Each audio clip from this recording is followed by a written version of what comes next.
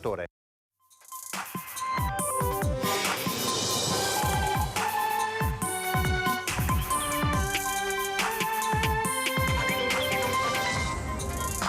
tratto maledetto della 4 miete un'altra vittima nel tamponamento tra 5 tir, pesante bilancio, un morto e un ferito grave. L'incidente poco dopo le 17 tra Cessalto e San Stino di Livenza. Ladri nella notte a Preganziola, nel mirino sono finite diverse auto, migliaia di euro di danni e sullo sfondo c'è il mercato sommerso dei pezzi di ricambio, furti anche in zona San Giuseppe. La Marca non conosce tregua, l'ondata di furti travolge di nuovo Ponzano. I ladri entrati in una casa lunedì scorso hanno picchiato un cucciolo di cane che fuggito è stato ritrovato dopo 12 ore. La giustizia trevigiana continua ad avere grossi problemi di organico. A inizio 2024 i sostituti procuratori saranno 11 su 13, anche se in arrivo c'è una giovane magistrata trevigiana. Maxi sequestro di sigarette di contrabbando eseguito dalla Guardia di Finanza di Treviso. Il carico partito dalla Polonia era diretto in Campania. Molestie sui luoghi di lavoro nella Marca trevigiana ce ne sono ancora troppe, da qui il protocollo anti-abusi siglato questa mattina al Sant'Artemio.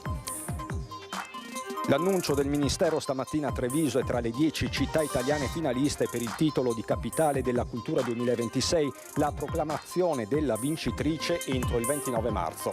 Licenza rinnovata per quasi 5 anni fino a giugno 2028, la Federazione Italiana ha firmato il via libera ai Leoni del Benetton per partecipare allo United Rugby Championship.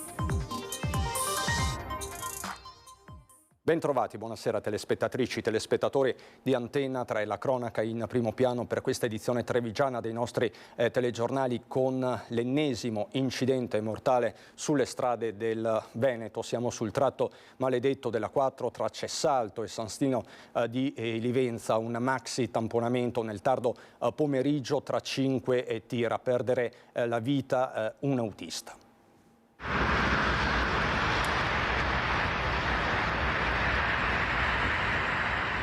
È una scena infernale quella che si sono trovati davanti i soccorritori ancora una volta sul tratto maledetto della 4 tra Cessalto e San Stino di Livenza in direzione Trieste. Nell'impatto potentissimo tra 5 tir è volata via anche la cabina di uno dei mezzi. Un autista è morto, 2 i feriti, uno di questi particolarmente grave. L'impatto poco dopo le 17, sul posto l'elicottero del SUEM 118 di Treviso Emergenza, la polizia stradale, i vigili del fuoco con il personale di Autostrade Alto Adriatico. Un tardo pomeriggio di tragedia e caos, come racconta anche il sindaco di Cessalto subito accorso. Adesso praticamente sono arrivati i soccorsi, stanno cercando di mettere in sicurezza i veicoli, perché sono più veicoli interessati e comunque l'autostrada è pressoché bloccata. E continuiamo a piangere vittime nel nostro territorio. La concessionaria autostradale, per consentire l'arrivo dei soccorsi ed evitare ulteriori incolonnamenti, ha chiuso momentaneamente gli ingressi agli svincoli di San Donà e Cessalto in direzione Trieste. In mattinata un altro incidente in questo tratto a 2 corsie di marcia aveva paralizzato la viabilità. La misura è colma, dice il primo cittadino. Quando succede un incidente, ed oggi è il secondo, ripeto, siamo in queste situazioni. In più poi c'è il riversamento del traffico nelle strade comunali, provinciali, che comunque sono completamente inadatte, non avendo risorse nemmeno per andare a rattoppare i buchi sulle strade. Credo che questa sia una situazione estremamente difficile. Domani scriverò nuovamente a tutti gli enti, scriverò anche al prefetto, nella speranza che qualcuno mi dia risorse per migliorare la situazione. Una situazione che è ancora in evoluzione alle 19:35, quindi in quel tratto c'è ancora caos e appunto ci sono le variazioni alla viabilità di cui vi parlavamo nel servizio. Parliamo adesso di ladri, ancora ladri stavolta a Preganziola nella notte. Sono state colpite delle auto parcheggiate sulla pubblica via, in particolare BMW, ma c'è paura anche in zona San Giuseppe a Treviso. Stamattina ci siamo svegliati e abbiamo visto il vetro della macchina sfondato Ci siamo avvicinati e abbiamo visto all'interno tutto rotto praticamente. Hanno tolto il cruscotto e ci hanno portato via tutti i pezzi che sono riusciti a portare via, tipo l'autoradio, l'accensione della macchina, il pulsante dell'accensione. Un elenco lungo e amaro con danni per migliaia di euro. Questo il risveglio di alcuni residenti di Preganziola, dove bersaglio dei ladri sono state auto di gamma medio-alta, BMW in particolare, parcheggiate davanti ai luoghi di residenza. Sullo sfondo probabilmente il mercato parallelo dei pezzi di ricambio. Valentina Canziani, a Preganziola, è un volto noto del commercio. Noi abbiamo fatto denuncia alle forze dell'ordine e niente, sembrerebbe che tra Preganziola e Mogliano hanno fatto diverse autovetture. E anche il BMW dietro di noi hanno portato via gli specchietti, il vetrino degli specchietti, però lui aveva l'allarme e quindi o erano di fretta, perché abbiamo trovato anche degli attrezzi in macchina lasciati là.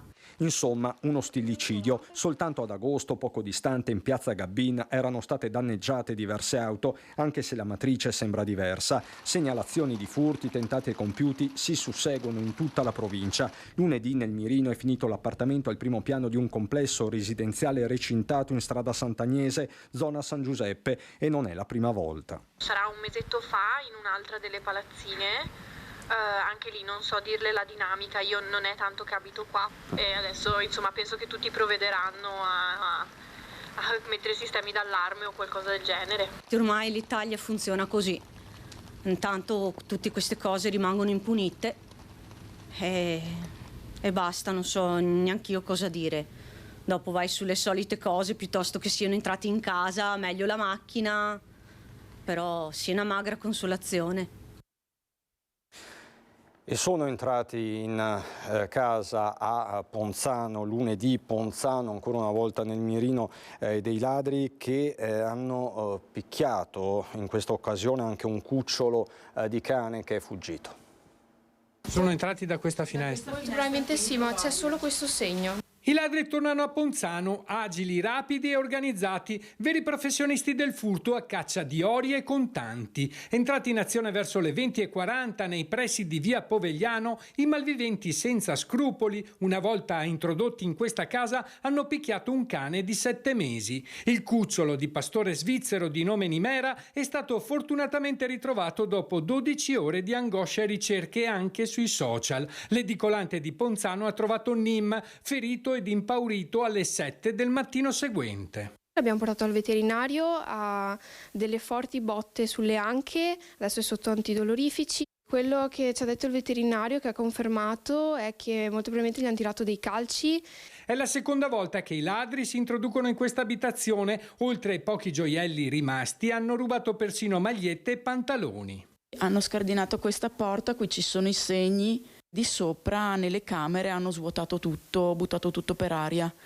Hanno portato via l'unico poco oro che mi era rimasto, anelli, bracciali, ricordi di famiglia. Era tutto soqquadro, tutto sottosopra, tutto ribaltato, armadi anche rotti.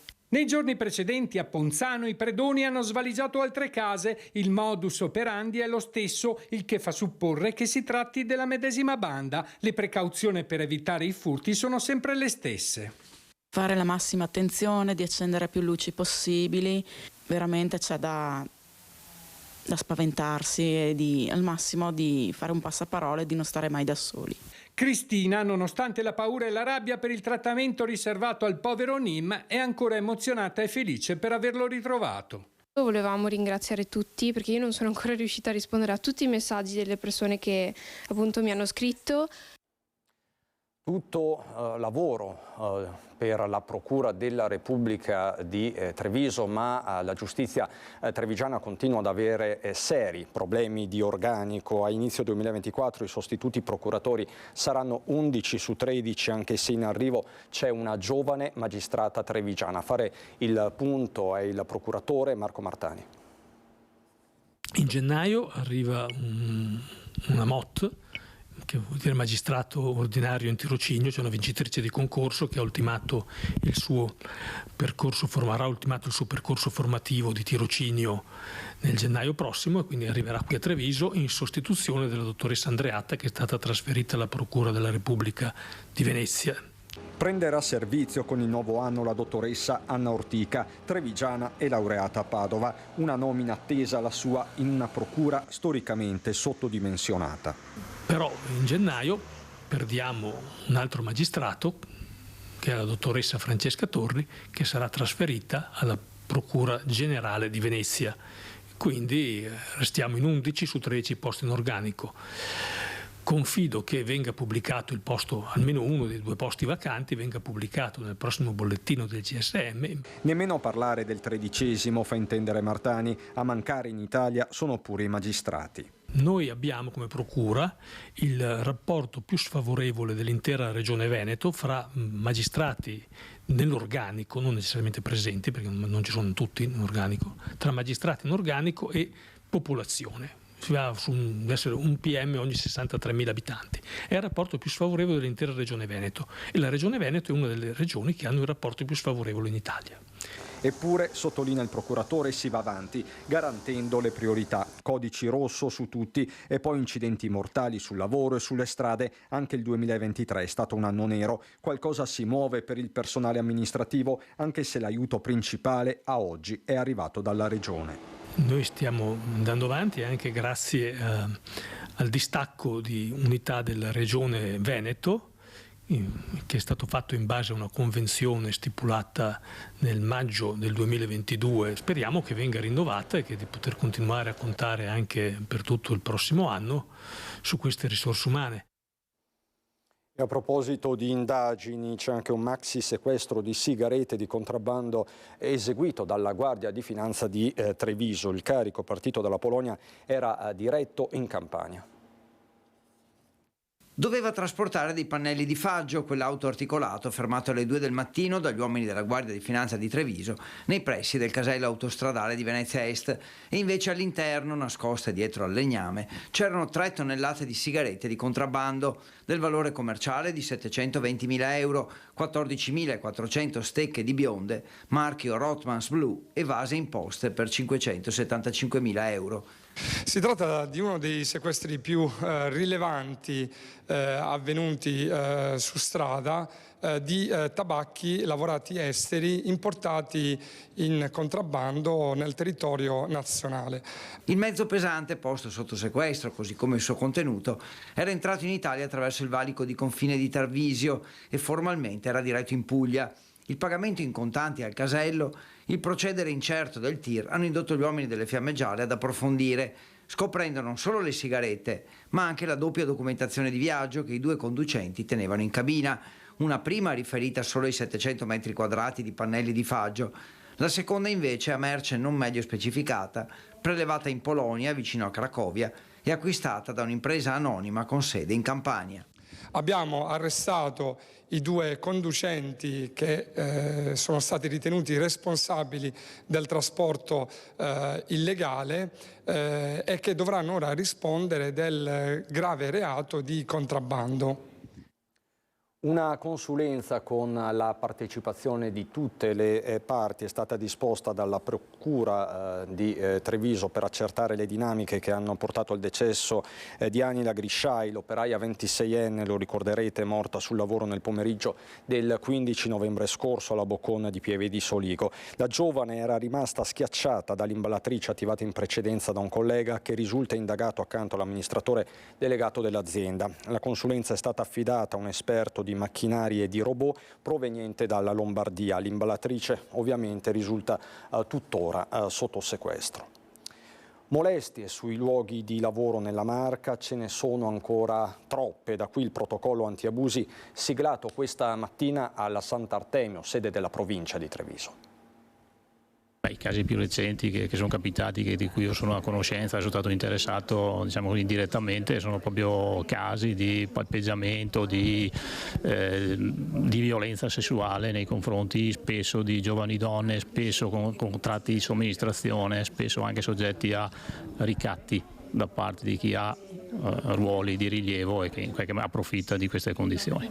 Giovani lavoratrici precarie, ma non soltanto, sono loro le vittime principali di un fenomeno che sembra non conoscere crisi, le molestie sui luoghi di lavoro. La fotografia dei sindacati è puntuale quanto inquietante. C'è un sommerso soprattutto nelle realtà piccole, perché c'è vergogna da parte di chi subisce le molestie e soprattutto c'è silenzio attorno, perché in una realtà piccola è ovvio che chi denuncia rischia poi di essere la vittima e rischia di non avere soluzioni alla sua denuncia. Dignità personale e diritto al lavoro sono queste le dimensioni intaccate. In alcuni casi a entrare in azione è la consigliera provinciale di parità. Dall'inizio del 2023 ho ricevuto complessivamente una ventina di richieste di aiuto. Molestie sessuali e verbali, ma anche discriminazioni nei confronti di persone transessuali. Da qui il protocollo operativo siglato al Sant'Artemio tra la consigliera di parità, enti locali, sindacati e associazioni di categoria della Marca, nessuno escluso. Si tratta di entrare nei luoghi di lavoro con corsi e iniziative per guardare in faccia il problema in tutte le sue sfaccettature. Le molestie psicologiche, quelle sono distruttive nelle persone. Sono praticamente delle vessazioni sottili, delle minacce oppure degli atteggiamenti nei confronti dei dipendenti o anche tra colleghi che portano psicologicamente a perdere proprio le difese anche come persona. Io credo che comunque fare rete per questo motivo bisogna farla sempre, bisogna soprattutto sensibilizzare tutte le persone e tutti gli enti che sono vicini a noi. Mai arrendersi, appunto, mai piegare la testa, essere come quello slogan che c'è in pubblicità e dice io valgo, e quindi essere determinate.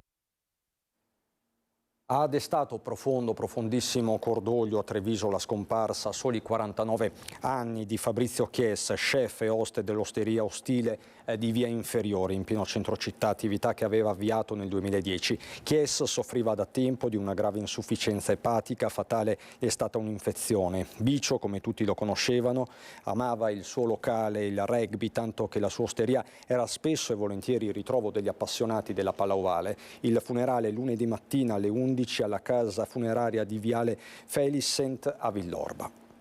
La politica, mentre resta acceso il confronto a distanza tra Tosi e Zaia sul terzo mandato, sull'opportunità del terzo mandato, il coordinatore azzurro ribadisce la richiesta di un assessore di Forza Italia all'interno della giunta regionale, magari un rappresentante della Lega pronto a lasciare il carroccio.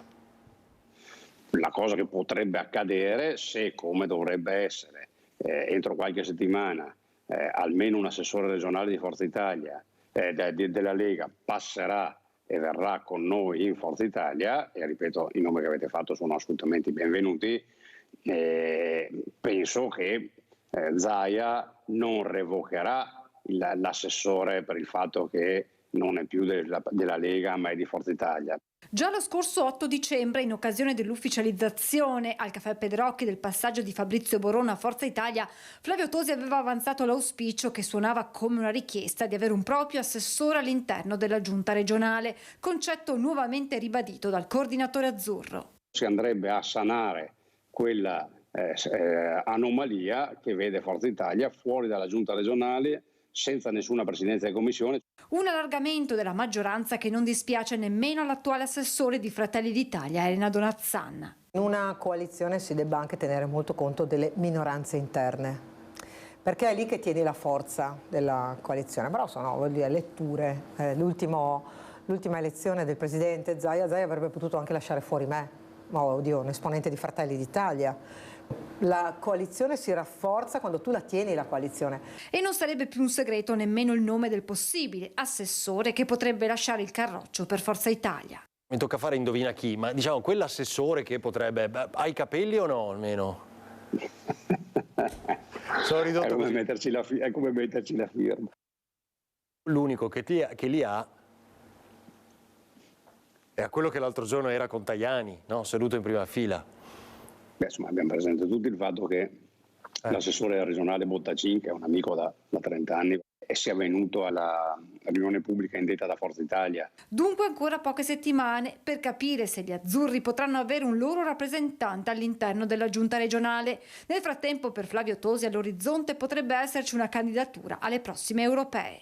Se Antonio Tajani ritenesse che il sottoscritto può dare una mano a Forza Italia a raccogliere consensi in Veneto e Nord-Est, mi metto a disposizione. Abbiamo anche chiacchierato del fatto che potrei candidarmi io, ripeto, è una chiacchierata informale.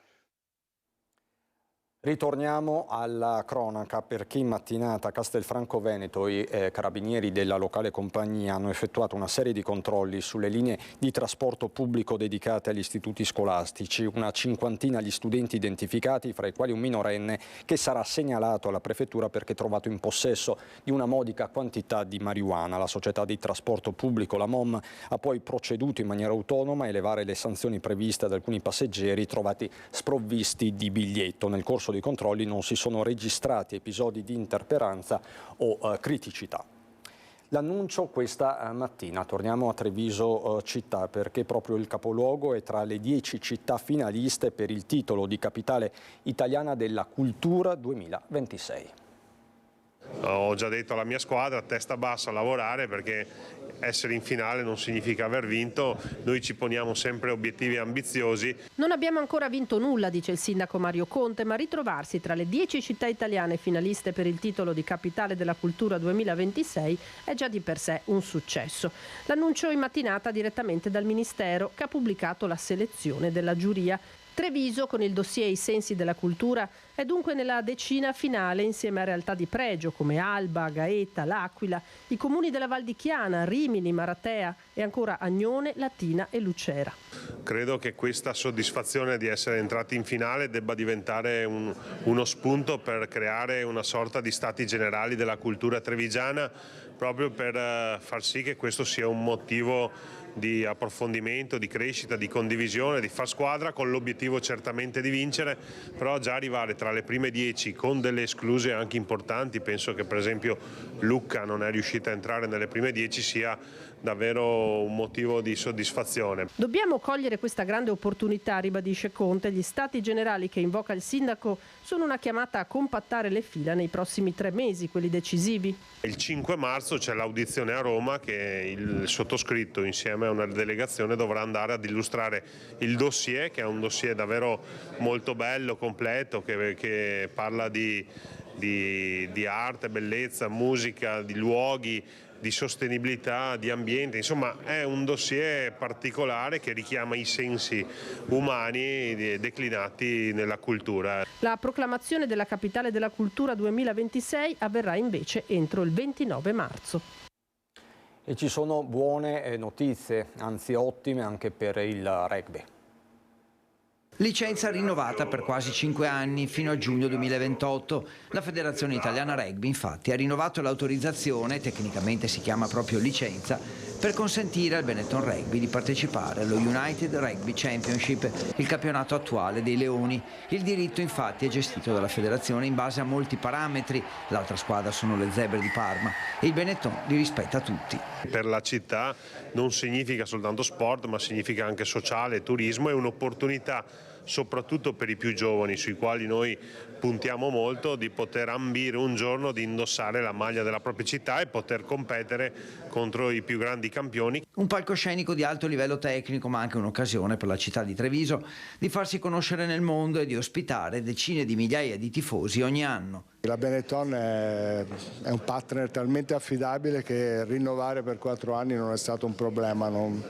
Non c'era motivo per pensare anno dopo anno di continuare a fare dei rinnovi che creavano dei problemi a loro per portare avanti il loro progetto, per cui 4 anni mi sembra che siano un periodo adeguato per progettare e portare a una crescita maggiore questa società. Intanto il Comune e la società della Ghirada stanno lavorando fianco a fianco per ampliare lo stadio di Monigo, che potrebbe presto avere una tribuna in più, utilissima visti i 3 consecutivi tutto esaurito registrati in questi ultimi 2 mesi.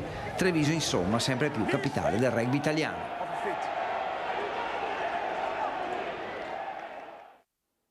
E noi ritorniamo a Treviso subito dopo la pubblicità, fra poco.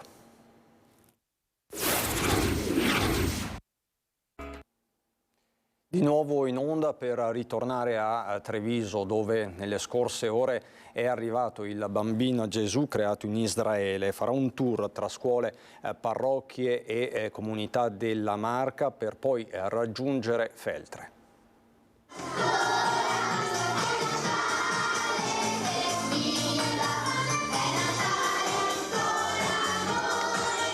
Questo Gesù bambino è arrivato alla scuola dell'infanzia Bricito di Treviso da una terra martoriata dalla guerra. È in legno d'ulivo di Betlemme, scolpito all'interno di Neve Shalom, che tradotto significa oasi di pace. È un Gesù bambino però che è stato forgiato nella comunità Neve Shalom in Israele, dove vivono già dal 72 50 famiglie di ebrei e di palestinesi insieme. Unica realtà di coabitazione serena e tranquilla e collaborativa di ebrei e palestinesi. I bimbi della scuola l'hanno accolta, hanno pregato per la pace e hanno fatto delle donazioni a favore dei bambini che soffrono le guerre nel mondo. Il parroco Don Bernardo ha benedetto inoltre i Gesù bambini dei presepi familiari. Si apre il cuore, è l'innocenza o comunque il desiderio di voler bene a Gesù, ma abbiamo anche visto prima quanto vogliono bene anche gli altri bambini, ecco. Magari non sempre riescono a farlo, però nel loro cuore c'è questo desiderio, questo apre il cuore di tutti, piccoli ma soprattutto per i grandi. Il bambino è stato regalato nel 2000 alla comunità Villa San Francesco di Facendi Pedavena, comunità che accoglie minori in difficoltà. Il pellegrinaggio è partito domenica 3 dicembre dalla Basilica di San Marco a Venezia, dove il Gesù bambino è stato benedetto dal patriarca Francesco Moraglia. Farà varie tappe fino a giungere a Feltre la notte del 24 dicembre. Andiamo a Belluno.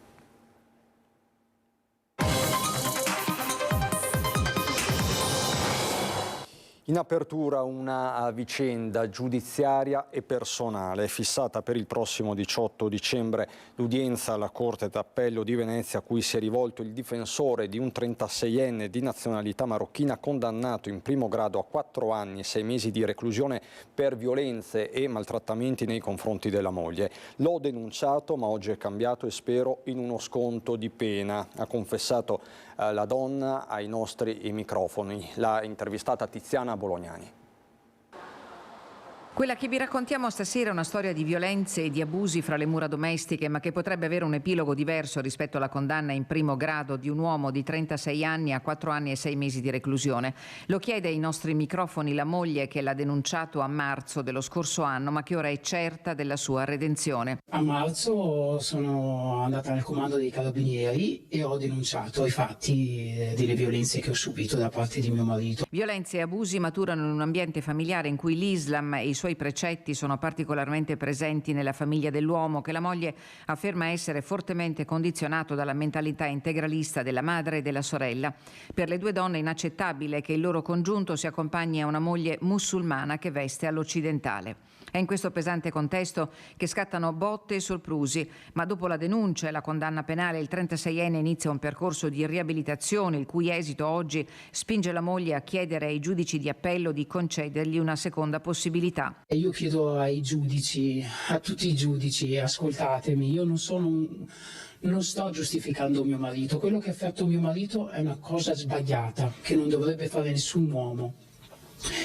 Però mio marito un'altra possibilità se la merita, perché in questi 8 mesi lui ha chiesto di iniziare un percorso con lo psicologo. Se lei chiude gli occhi, quelle violenze, le botte di suo marito, lei se le ricorda ancora? Sì, io me le ricordo, cioè sarei falsa a dire che non me le ricordo, però ci sono tantissime cose di mio marito stupende, cioè che mi fanno non cancellare ma chiudere un occhio e andare avanti e a credere ancora nella nostra famiglia e a credere che mio marito veramente sta cambiando e vuole cambiare e ha bisogno solo di una mano. Una mano è l'auspicio della donna che la Corte d'Appello di Venezia, alla quale la difesa ha fatto ricorso, potrebbe tendere a suo marito con uno sconto, una sostituzione della pena dal carcere ai domiciliari. La Caritas diocesana di Belluno Feltre a tal proposito ha dato già la propria disponibilità ad ospitare il 36enne. Volevo ringraziare con tutto il mio cuore il signor Francesco D'Alfonso, è la persona che in questo periodo qui mi ha aiutato più di tutti, perché ha consentito a mio marito di avere un lavoro dentro in carcere, ha fatto tanto. Cosa spera che i giudici decidano il prossimo 18 dicembre? Io chiedo ai signori giudici con tutto il mio cuore, ascoltatemi, sono una donna, sono la parte offesa, però oggi come oggi sono qua e urlo e continuo a urlare fino all'ultimo secondo della mia vita. Aiutate mio marito, aiutatelo, credete, perché veramente è cambiato. Ieri sera un incendio ha completamente distrutto una baita poco sopra il comune di Lavalle a Gordina, lungo la strada che porta al passo Duranna. L'allarme è scattato tra le 20 e le 20:30, ma al loro arrivo i vigili del fuoco hanno potuto fare ben poco se non circoscrivere il rogo vista la vicinanza della costruzione con altre abitazioni. La baita di proprietà del vice sindaco di Lavalle, Renato De Zaiacomo, era stata danneggiata da vaia e poi ricostruita. Carabinieri e vigili del fuoco hanno immediatamente avviato le indagini del caso per ricostruire dinamiche ed eventuali responsabilità. La cronaca amministrativa: il Consiglio provinciale ha approvato il bilancio di previsione 2024 che martedì prossimo passerà all'analisi dell'Assemblea dei Sindaci prima della ratifica del Consiglio di Palazzo Piloni. Il documento è gravato dal prelievo forzoso, il taglio che agisce di anno in anno sugli enti locali per effetto della spending review. Si stimano 700.000 euro in meno dovuti al contributo obbligatorio alla finanza pubblica. Il Presidente Roberto Padrina ha spiegato che il 2024 sarà un esercizio con sacrifici ma anche di importanti interventi per le scuole e un contributo all'attività delle unioni montane con 2 milioni di euro per contrastare i dissesti idrogeologici e fondi provinciali per adeguamento sismico e riqualificazione degli istituti superiori. Il Consiglio ha anche approvato 2 somme urgenze per la frana sopra Massa di Sedico e il ripristino provvisorio di via Selle. Siamo a Gosaldo, quindi nell'Agordino.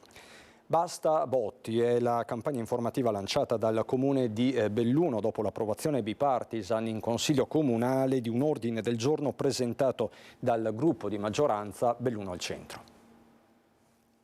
L'educazione al rispetto della natura e degli animali è molto importante e le nuove generazioni se ne devono fare necessariamente carico.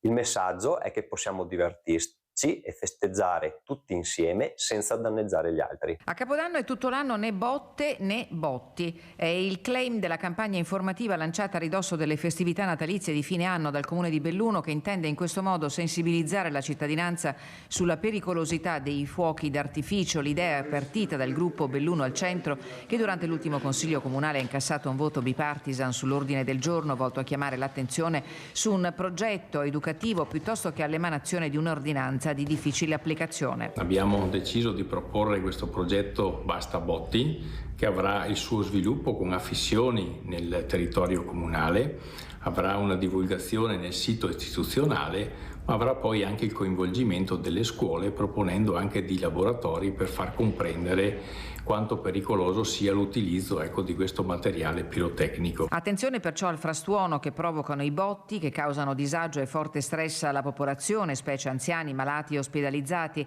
e arrecano disturbo alla fauna selvatica e agli animali domestici. Nelle scuole sarà proposta attività didattica con il materiale realizzato dalla Lega Antivivisezione e dal Ministero dell'Istruzione, patrocinato dal Comune di Belluno. È l'inizio di un percorso educativo, aggiunge il sindaco, che vorremmo ci portasse ad un cambio di mentalità generale. L'obiettivo di questo progetto è proprio di portare questa sensibilizzazione e portare soprattutto le nuove generazioni al sempre meno utilizzo di questo materiale. I temi della sanità, dopo i buoni risultati degli Open Day vaccinali delle scorse domeniche a Belluno e a Feltre, l'ULSS Dolomiti promuove nel prossimo weekend altri 5 Open Day vaccinali per l'influenza e il Covid fra Agordino e Cadore Comelico. A Santo Stefano l'appuntamento è per venerdì 15 nella palestra comunale dalle 15 alle 18, sabato 16 a Tai di Cadore vaccinazioni aperte dalle 9 alle 12 in Sala Coletti, mentre a Cortina la seduta è programmata nella stessa fascia oraria all'ospedale Codivilla. Domenica 17 dicembre appuntamento ad Agordo, Sala Convegni, e ad Auronzo di Cadore, Palatrecime, dalle 9 alle 12. Tutte le persone con più di 12 anni potranno sottoporsi alla vaccinazione con accesso libero senza prenotazione. E veniamo a noi, siamo alle battute conclusive, quindi la rubrica Il tuo presepe. Vi ricordo che potete continuare a inviarci i vostri video, i video delle vostre natività su WhatsApp, al numero che vedete 351 1755 340. Ci raccomandiamo che i filmati siano della durata di almeno 20 secondi e le riprese fatte in orizzontale. Specificate il vostro nome, cognome, il comune di residenza e, se volete, i vostri auguri e la descrizione ovviamente sintetica del vostro presepe. Come hanno fatto questa sera, li vediamo e poi vi lascio al meteo. Come hanno fatto questa sera Renzo Celebrin di Motta di Livenza, nonna Gianna di Susegana, che pensate a 91 anni è ancora appassionata di presepi, Luciano Tegona di San Vendemiano e il presepe dei bambini della scuola parrocchiale di infanzia di Bessica di Loria. È tutto per questa edizione, vi lascio ai vostri presepi. Buona serata.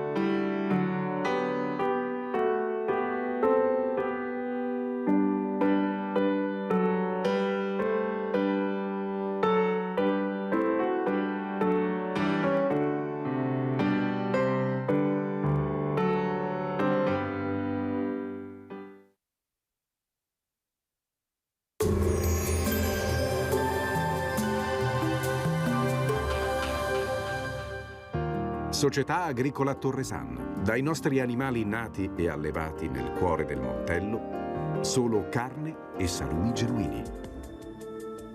Bentrovati al meteo. La perturbazione si allontana dal nostro territorio, tempo dunque in via di miglioramento. Il dettaglio di giovedì 14 dicembre. Sul Veneto inizialmente avremo nubi basse e nebbie diffuse, ma nuvolosità in diminuzione con il passare delle ore. Non sono escluse maggiori schiarite dal pomeriggio, specie sui monti. Di sera ancora riduzioni della visibilità. Temperature con andamento piuttosto irregolare, minime tra 2 e 5 gradi, massime tra 7 e 9 gradi. Ci spostiamo ora sul Friuli Venezia Giulia. Anche in questo caso al mattino saranno possibili delle foschie, ma come ci mostra la grafica saranno in sollevamento a seguire e prevarrà il sole. Temperature minime tra 4 e 8 gradi, massime sugli 11-13 gradi. Infine diamo uno sguardo alla situazione del Trentino Alto Adige, dove avremo una nuvolosità residua al mattino, poi ampio soleggiamento. Temperature minime tra 3 e meno 3 gradi, massime sui 4-9 all'incirca. Dal meteo di Antena 3 per ora è tutto, grazie per l'attenzione, arrivederci.